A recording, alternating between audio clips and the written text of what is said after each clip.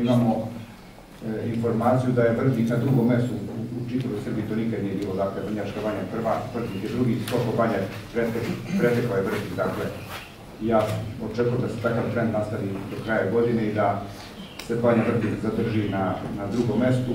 Ne bi ovi rezultati rekordni o kojima je pričao i državni sekretar bili postignuti da nismo radili zajedno.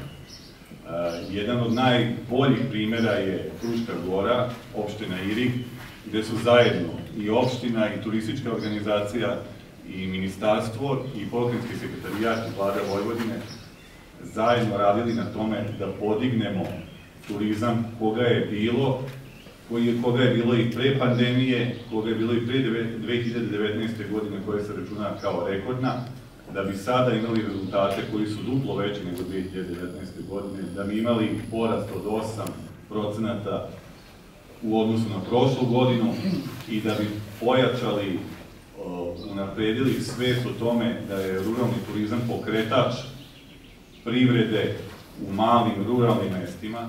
Veliko mi je zadovoljstvo što smo od ideje Centra za ruralni razvoj Vojvodine, koja je, zahvaljujući Sekretarijatu za privredu i turizam, i zaživela već prošle godine i zahvaljujući timu turističke organizacije Vojvodine, koji je prvi put napisala priručnik za razvoj ruralnog turizma, ova ideja upravo realizovana i što vas vidimo u velikom broju, znači preko 100 učesnika kongresa, znači mnogo toga nama. Drago mi je da smo se okupili baš ovde u opštini Irig, jer je daleke 1757. godine veliki srpski prosvetitelj Dositej Obradović rekao da je Irig pravi raj na zemlji. Jovan Jovanović Zmaj je na ovom mestu napisao svoju prvu pesmu. Čarima Iriga nije odoleo ni Miloš Crnjanski, a Borislav Mihajlović Mihizgar opevao u svojim stihovima i prozi. Danas Irig je i dalje inspiracija za mnoge, a kao vinska prestonica Irig je i centar mnogih dešavanja. Inspiraciju imamo i mi kao predstavnici opštine da još više i bolje ulažemo napore i da unapredimo Irig ne samo kroz razvoj vinskog i seoskog turizma, već i kroz druge investicije. Ja bih napomenuo, neću da zamaram skup, jedno od najvažnijih, a to je izgradnja Fruškogorskog koridora koji svojim velikim delom prolazi kroz opštinu Irig. Saznala sam neke novine koje nisam znala. Ima tu dosta prostora koje može da se u jednom smislu nadograde.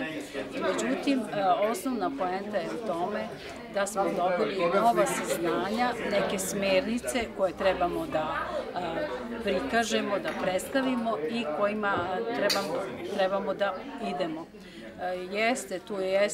Ima dosta nekih negativnih karakteristika tipa saradnje sa lokalnom samoupravom, sa turističkim organizacijama, ta njihova inercija, ali mislim da je ovo dobar početak toga da se nastavi dalja saradnja i da se nastavi napred, da se ide u ovoj oblasti u ruralnom turizmu. Ovaj kongres me je u potpunosti zadovoljio s obzirom da se prvi put održava kod nas. Šta mi je najviše, što kaže, donio ovaj kongres, to je susret sa drugim ljudima koje sam upoznala u vreme pauza i čula sam njihova lična iskustva, što u stvari nešto, što je onako prema meni ostavilo velik utisak i dalo mi neke smernice u mom daljem radu.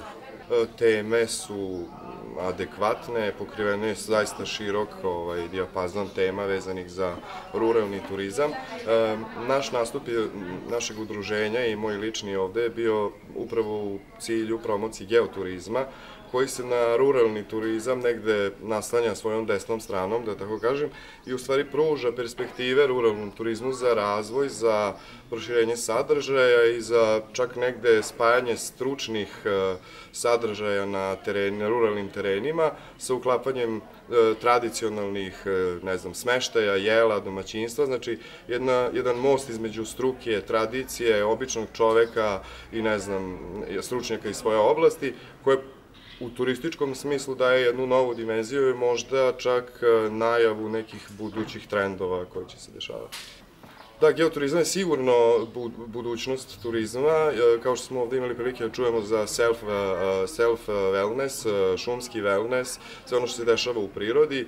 Geoturizam pored toga nudi edukaciju na geološkim terenima, znači vođene ture po geološkim terenima, sve je vezano za struku, za geologiju, vezano je za jedan opšti oporavak tog turiste koji na toj turi učestvuje, znači njegovo fizičko zdravlje, mentalno zdravlje u svakom slučaju, ali negdje i osvežavanje znanja i sticanje novih znanja, upoznavanje sa, na kraju, bogatstvom naše zemlje i onim što mi pružamo, pa posle samim tim i to je najbolja reklama i za sve ostale. Znači, ako uradite svoj posao na terenu dobro, onda je preporuka neminovna i, da kažem, posao se onda i širi i obogaćuje.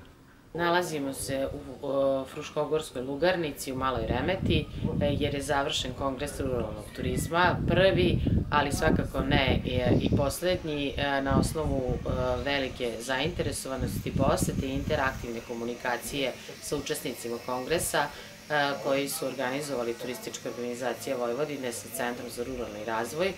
Mogu da zaključim da je zaista ovaj kongres svima nama otvorio put ka novim trendovima i otvorio nam prostor da unapredimo seoski turizam, odnosno ruralni turizam ili agroturizam, kako ga nazivaju u drugim zemljama.